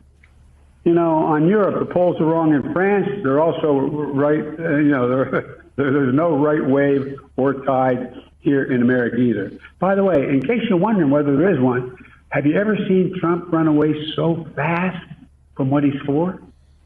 You know he's going to do it anyway, but he's such a liar. This guy, everybody knows what they're planning to do. And now he's saying, no. This guy is going to rip away at a woman's right to choose in a permanent way. This guy is going to make sure that he exacts revenge. This guy's going to destroy democracy. This guy's going to give a blank check to the Supreme Court and going to use it to pass the 2025 agenda. You know, this guy's extremely dangerous. But you notice he doesn't speak up for what he really is for. He's all of a sudden realizing, oh my God, nobody's for what I'm for. But anyway, look, and again, think of the things he lied about.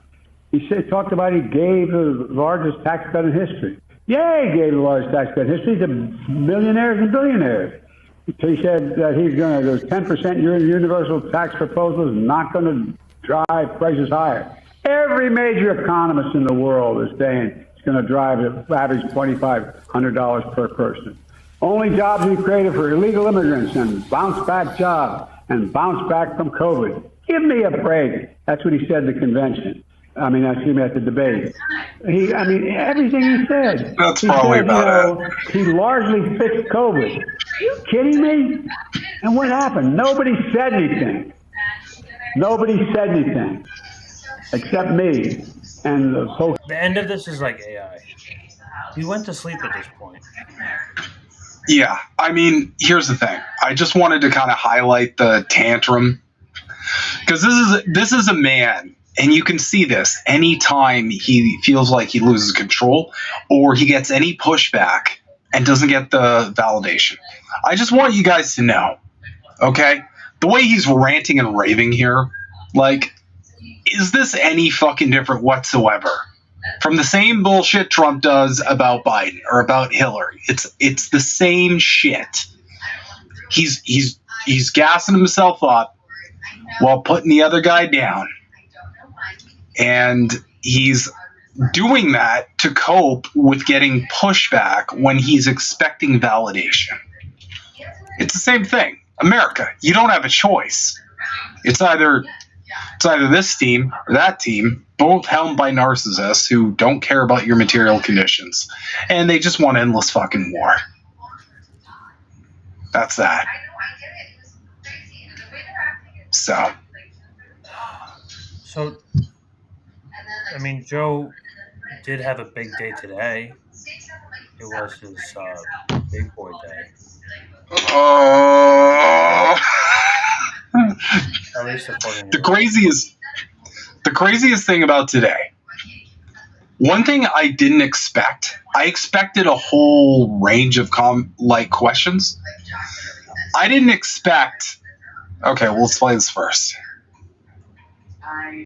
No, finish your thought. I didn't expect every single fucking question, and I know you guys probably tuned into the conference after waiting like 28 years for it to start. There was a point when I was waiting where I was like, this motherfucker's dead. He died. He's dead. They're trying to figure it out. They played that awkward footage at the beginning where it's just a bunch of people running around and like popping up from the ground, and that one awkward dude that's just standing there like. And then it cuts to commercial. Technical difficulties. Yeah. We'll be right back. It was just a mess. This was the big deal. This was supposed to be the big day, the NATO summit on top of the big boy conference. Listen to this. This was supposed to be the day. Big boy press conference. Big boy press conference. A big boy press conference. Hold a press conference. A big boy press conference. Press conference. I guess a big boy press conference is what we're calling it. The press conference. The big boy press conference. Y'all are planning to have. Gives his press conference. His big boy press conference.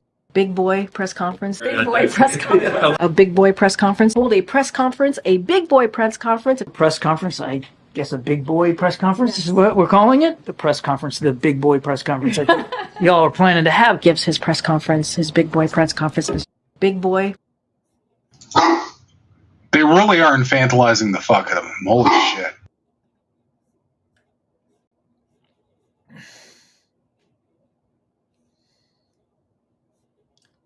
So let's check out the first question from Joe Biden's big boy press conference. Okay. Look, I wouldn't have picked Vice President Trump to be vice president, but I think she was not qualified to be president.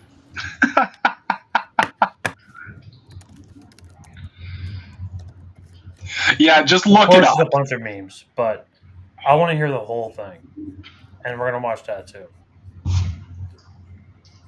But this is insane. Vice President Trump immediately just popped off because we're like, what the fuck? President Trump to be vice president, but I think she President Trump to be not. I'm looking for the full question. What do you have about Vice President Harris's ability to beat Donald Trump if she were at the top of the ticket? Look, I wouldn't have picked Vice President Trump to be vice president, but I think she was not qualified to be president. So let's start there. Number one. Yeah, let's start there. What concerns do you have? Let's start there. Let's start there with me not being able to properly name my own vice president. Let's start there. Let's just kick it off the same way we kicked off the debate and everything else. And at the same time, I'm going to assure everybody that my brain is fine and definitely not just like a bunch of radioactive sludge at this point. Look at John Kirby over here. This is so funny. I wouldn't have picked Vice President Trump to be vice president, but I think she was not qualified to be president. So let's start there. He's got the chin on. He's like, the fact is that they're all just like, fuck. I wouldn't have picked Vice President Trump to be vice president, but I think she was not Anthony qualified to be Blinken's president. So let's start there. Number one. The fact is that the consideration. Bro, America's so cooked. America's so cooked. This is not a great look. This is not the best look.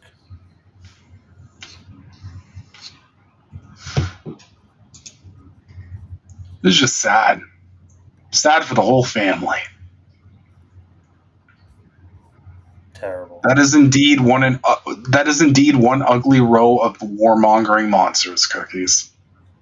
Spot on. But this time, no one cowered in appeasement, especially the United States. We collected intelligence that Russia was planning to invade Ukraine months before the invasion. Like the Maidan coup that they facilitated in 2014, that he was vice president for. Oh no, that's just Russian disinformation. That didn't happen. And like he overthrew that Ukrainian lawyer. You know, the that one Burisma case.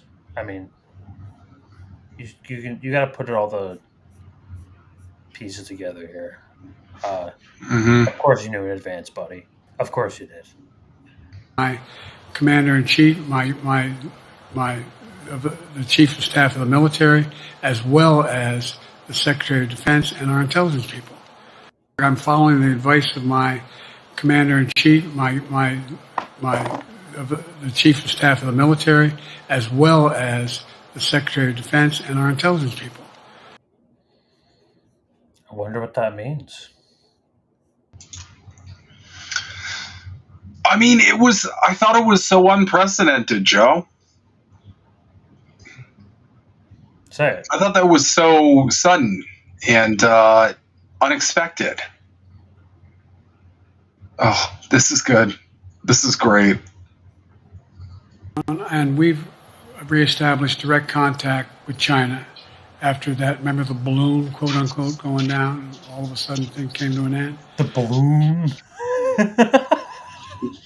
What does it have to do with reestablishing contact with China, direct Joe? Contact with China after that. Remember the balloon, quote unquote, going down? And all of a sudden, things came to an end.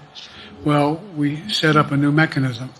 There's a direct line between Xi and me, and we.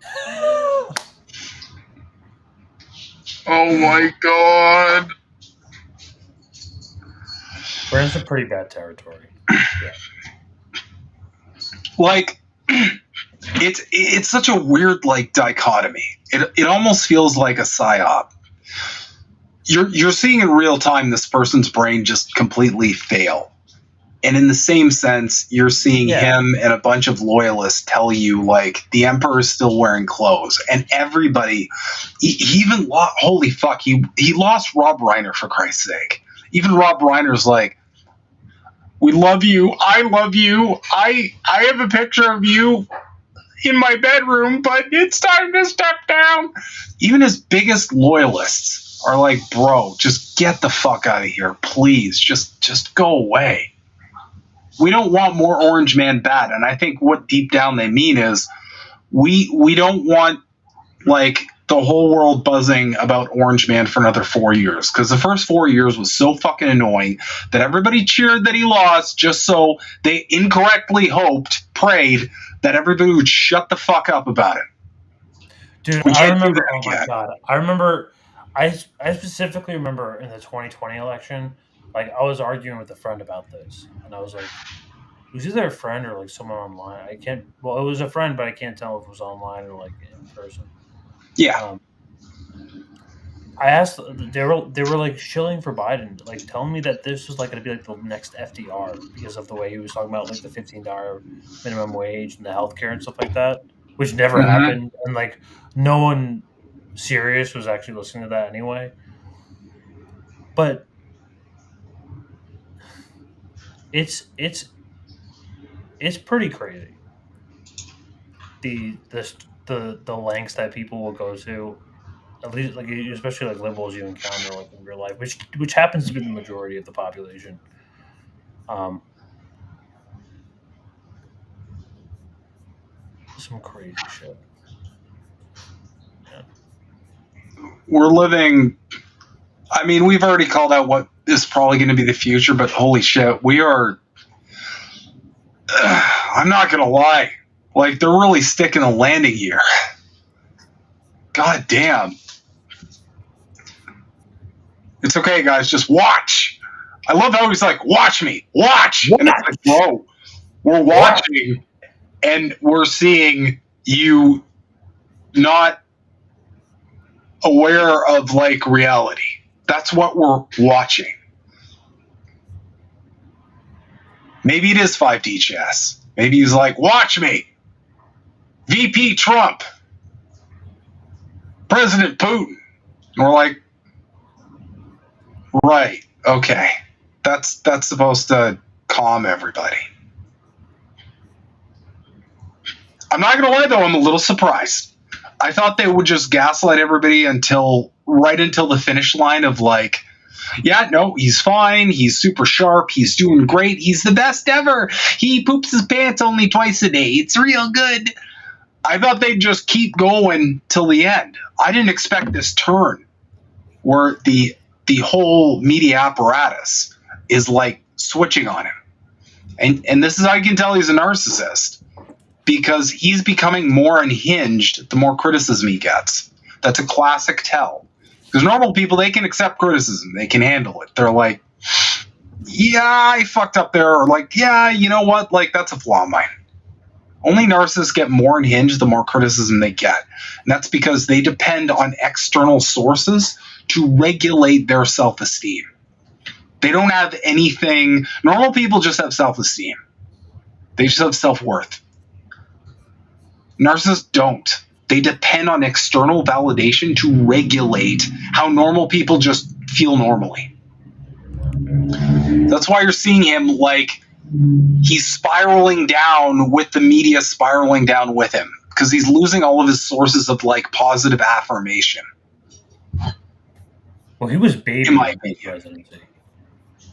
Mm-hmm. Oh, let's share this one. My numbers are better in Israel than they are here. But then again, yeah, they're better than a lot of other people here too. But anyway. Yeah, I fucking bet, buddy. It's a good one. Take a test. Well, look, two things. One, I've taken 3 significant and intense neurological exams by a neurologist. In each case, as recently as February. And they say I'm in good shape, okay? Although I do have a little problem with my left foot because it's not as sensitive because I broke my foot and didn't wear the boot. But okay. I'm good. I'm tested every single day about my neurological capacity to do decisions I make every day. You talk to my staff, all of you talk to my staff. Sometimes my staff talks a lot. But the fact of the matter is, I don't think you have them telling you that all the major ideas we've undertaken haven't been in part initiated by me. I remember when the staff, I said, I'm going to go to South Korea. We're going to get the chip. What are you doing? I'm going to get Japan and Korea back together again after essentially having hostilities toward one another since the end of World War II. What the fuck? That's crazy, dude. Do you understand how insane that is? What are you even saying, my guy? Oh my god. There's a whole history there, too. With, like, the Japanese Empire. Mm-hmm. We're going to bring Japan and North Korea back together.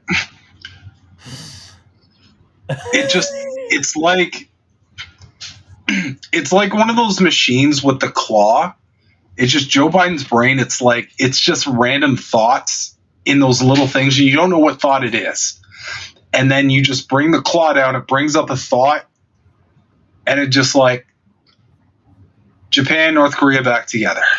All right, that's coming out of my mouth. That's it. That's what we're going to do. That's it.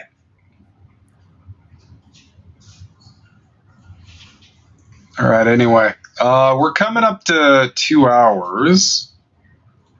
I think that might be. Oh yeah, this one. There's some breaking ones too. Me. No one's saying that. No. Oh, the creepy crypt keeper thing. Dude, I hate when he does the whistle. It's so creepy. No one's saying that. I don't know why he does that. Listen to me. I don't understand it. I simply do not understand it. It doesn't make him look younger. I think he's trying to be like. I think he's trying to like scare people into not criticizing him or something. I don't know what the fuck he's doing here. He looks feral. Your team came back and showed you data that she would fare better against former President Donald Trump. Would you reconsider your decision to stay in the race? This was a smart question. question. Back and said, "There's no way you can win." Me. No one's saying that. No poll says that.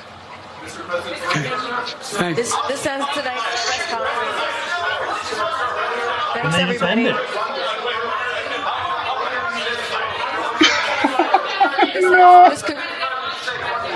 This concludes. Respectfully, earlier you misspoke in your opening answer. You referred to Vice President Harris as Vice President Trump.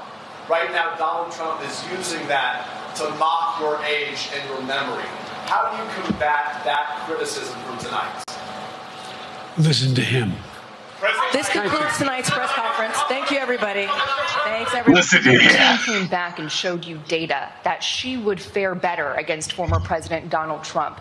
Would you reconsider your decision to stay in the race? No, unless they came back and said, "There's no way you can win." Me. No one's saying that. No poll says that. Mr. President, Thank you. This ends tonight's press conference. Thanks, everybody. Yeah, thanks everybody. Thanks for bearing through that. What the fuck? This concludes. Respectfully, earlier you misspoke in your opening answer. You referred to Vice President Harris as Vice President Trump. Right now, Donald Trump is using that to mock your age and your memory. How do you combat that criticism from tonight? Listen to him. This concludes tonight's press conference. Thank you, everybody. Thanks, everybody. Okay. Your team came back and showed. Yeah, you're not supposed to be the crazy one. That was the whole point of why you ran, buddy. Thankfully, we got a reaction about our from relationship with Rachel Maddow tonight. Okay. Chris, and I won't go on at length. I will just say, though, you noted that there were some moments of, startlingly impressive command of the issues. This is just my opinion. He is not only strong on foreign policy, he is just fundamentally right on foreign policy in the way that he talks about it. And again, your mileage may vary. That is how I feel about the way he talks about our relationship with our allies and our relationship with NATO. You can hear his command of the issues, particularly in his asides, like mentioning as an offhand way that it was Turkey really that needed really to be talked into an expansion of NATO that included Finland and Sweden, talking about the numbers of Russian troop losses in Ukraine, talking about the fact that he turned in his notes after he spoke privately with President Xi, alluding to the fact He turned in his notes. That Trump had all those weird meetings with the Russians and Putin in which he had no note taker present. I mean, it's even in the little asides where it just shows you he is a master of the foreign policy field and has been for Because he took notes. decades in his career in the Senate, the vice president, and the presidency. Yeah. All right. Well, That's the I think it's safe. I think it's safe to say that the implosion's going to continue, and we're only in July. What the fuck's going to happen in October? They're freaking out so much. Like,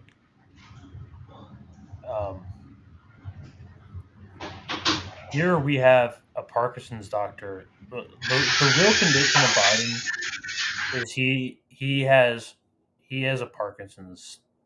is Parkinson's disease, 100%. Noticed anything that gives you a red flag as a doctor?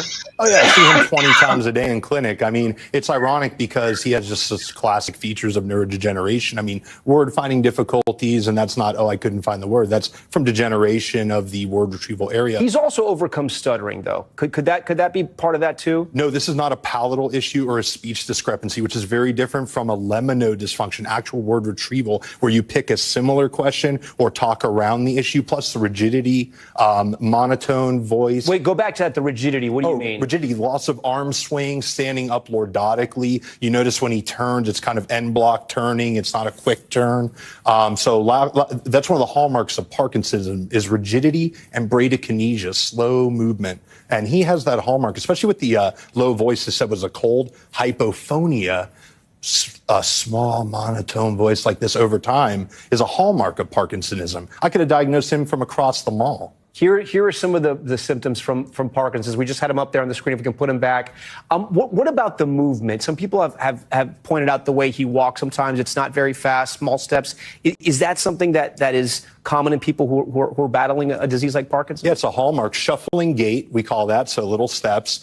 Loss of arm swing from the rigidity. When we walk, we have a nice cadence. You notice he doesn't really swing his arms. And end block turning, meaning he kind of pivots around his foot. If you said, hey, President Biden, he wouldn't go like this. So, yeah. But I also know, and tell me if I'm wrong here, it's very hard to diagnose Parkinson's, isn't it? It's not simple. I mean, I've heard that it can be. It's one of the easier movement disorders to diagnose, actually. Right, but it's so clinic. There's very little other. And I'm a Democrat. I always say about this. Right. It's just like this guy is not a hard case. But I've had relatives who have gone through neurological issues, and I've heard that sometimes Parkinson's is not very easy to nail. You have to take a lot of tests. It's early on. If you're just presented with like hallucinations, that could be a variety of things, or just the cognitive problems. That could be Alzheimer's versus Parkinsonism, and that becomes a little nebulous. But once you start manifesting the hallmark motor symptoms, right, slow movement, rigidity, mass facies, hypophonia. I mean, if a med student did not pick Parkinson's on the test,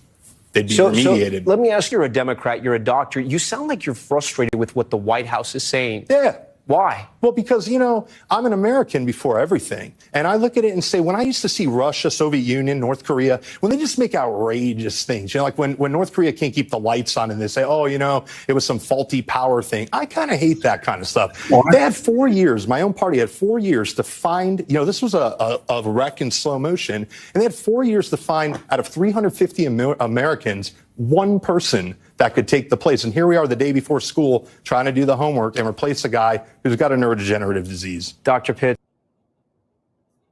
Dude, that's insane. He could diagnose him from across a mall. A wreck in slow motion. When is he going to be replaced? That's my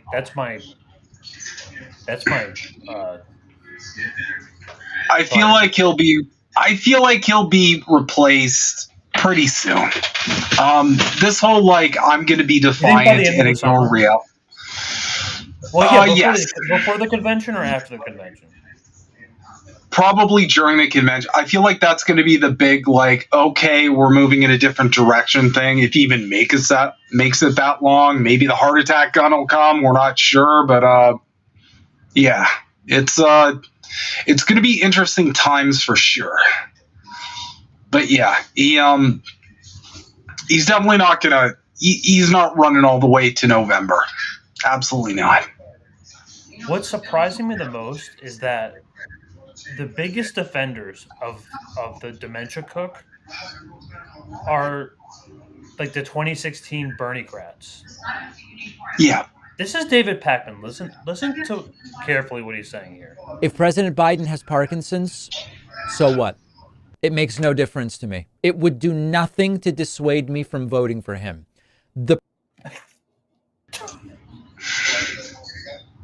I don't know what to say. I don't know what to say to that. Progression. The Biden has neurodegenerative disease. He has fucking Parkinson's. Who would you trust? Who would you hire? Who would you hire to do service for you that has Parkinson's? Like your trash collector, your dishwasher, Leader of the free Drive a world, bus? apparently. Would you trust them to be a doctor? A doctor with Parkinson's, or maybe like a Of Parkinson's disease and these related Parkinsonian disorders, they really vary, but they are typically slow to progress. In the early stages, the first 3 years, you're talking about stiffness and sometimes mild tremors. Minimal impact on daily activities. Almost everyone in the first 3 years can perform whatever tasks they were previously performing. You then get Yeah, but David, it's not the first 3 years. We didn't just suddenly, oh my God, he has some problems. It's been the thing this whole time. His nickname was Sleepy Joe when he was running. Okay? So if you're talking about the 3 years, the 3 years are over, David. We're on year 4 now. What's now? then What's get into now, the middle Dave? years, 3 to let's go. Let's see. 7 years, where symptoms get worse. It can take 15 years to get what would be called late-stage Parkinson's. So would it be a big story if the White House were hiding that Joe Biden has Parkinson's? It would. It would. Does it have any bearing on how I would vote in November? Absolutely none. That is Max Bloom. Like, if this was World of Warcraft, he is an epic level 50 Max Blumaga, full Biden spec, anarcho Biden spec. How do you do this? How do you? It's a cult. Do this? It's a fucking cult at this point. And the hilarious thing was, these were the people who were correctly, I will admit, telling the MAGA people that they were in a cult. Guess what, motherfuckers? Both sides of y'all are in a cult. You're warring cults. You're two cults saying my Kool-Aid's better, my Kool-Aid's better, and at the end of the day, you're both all going to kill yourselves. That's the reality. It is bizarre. It is truly, truly bizarre. I want to pull up Glenn's emails too on this.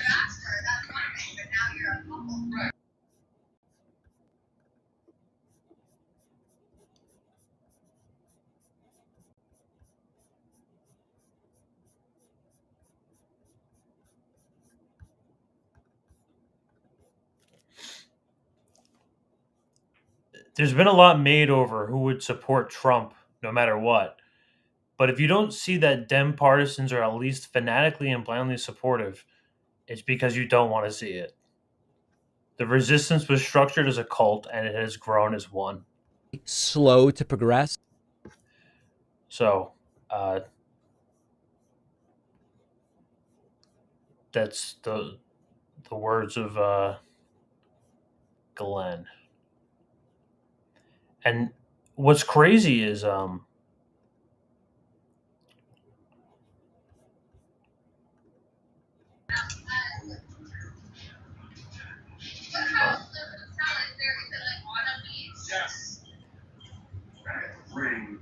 we have AOC coming out with the earlier endorsement. I've spoken with him extensively. He made clear then, and he has made clear since, that he is in this race. The matter is closed. He had reiterated that this morning. He has reiterated that to the public. Joe Biden is our nominee. He is not leaving this race. He is in this race, and I support him. Now, what I think is critically important right now is that we focus. They're all coming out of the woodwork. They're either, like, it's so strange. They're either jumping ship or coming out of the woodwork to defend a genocidal dementia patient. I think this is a real mask-off moment, because I think this is where the curtain finally falls, and you understand who is truly reactionary and who isn't. Because the people who are being the most loyal to this candidate are the so-called progressives. And it's kind of funny, because if you look at it under a microscope, it's like, okay, well, were they ever authentic about their positions at all?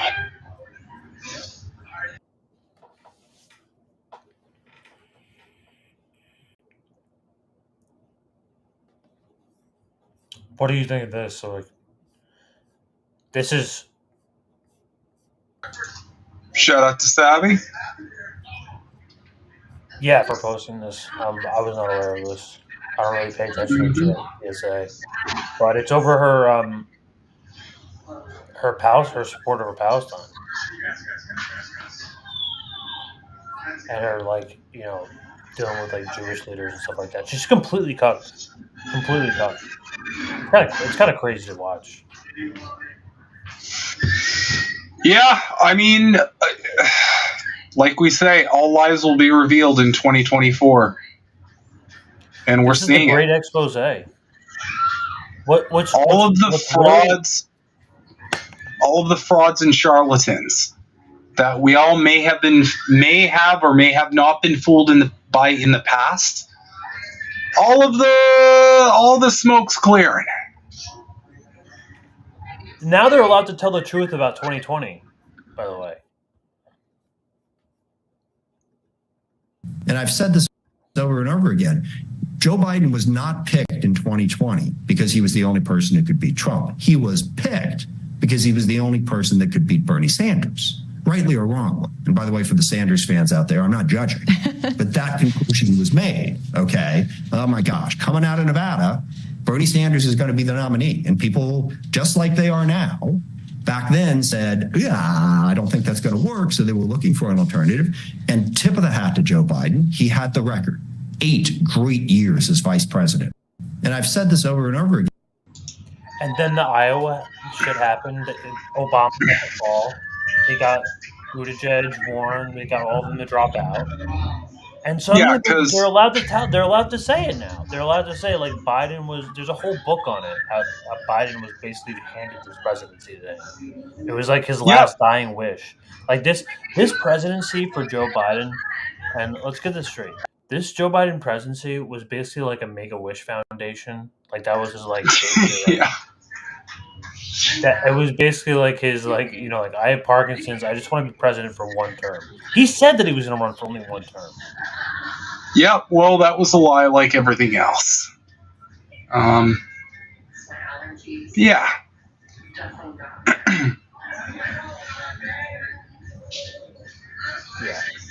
Yeah. Anyway, we're coming up on time here, and I have to. I have to pee too. I want to say goodnight and everything before I go empty my bladder. So yeah, and you're gonna be off for a couple weeks, as I understand. Yes, I'm gonna be in the homeland in Europe and the motherland. Yeah, Slovenia, the Balkans. Bosnia, Croatia, so I'm going to be off for 2 weeks. You could, I mean, if you want, you could go Getty or something on here. I don't know what you're going to do. Yeah, we'll figure it out. We'll have a couple weeks of mixing it up. I could use a break anyway. Oh, for sure. But yeah, thank you. Thank you guys so much for tuning in. And I did want. We're past 2K now, and everyone that keeps plugging in, we appreciate it. Make sure to subscribe to all the shows. Yeah, I'll be streaming Saturday night, and special announcement. But Saturday morning at 9 a.m. I will be on Hard Lens Media with Kit Cabello. We'll be talking about some of Biden's pathologies, so that's going to be interesting. Be sure to tune in there. I'll be sure to share it. And yeah, as always, guys, keep questioning everything. Nice. Okay. Yeah. Wait. Like I said, check out the INN news segment from yesterday. Tomorrow, I'm not sure what's going on, but we have. You're going on Kids Show tomorrow. Then we have. I'm going to try our calendar. Can't find it. I'm going to save it. I'm going to bookmark that next time. But Saturday review, and we're rocking. We're rocking here. 9 a.m. Saturday. We most certainly are. Hope you have a good night. Hope you have a good night. We have a Havana syndrome pepper president. Let's rock it to the end. Yeah. All right. Have a good night, everybody. Listen to all the shit show together. Good night.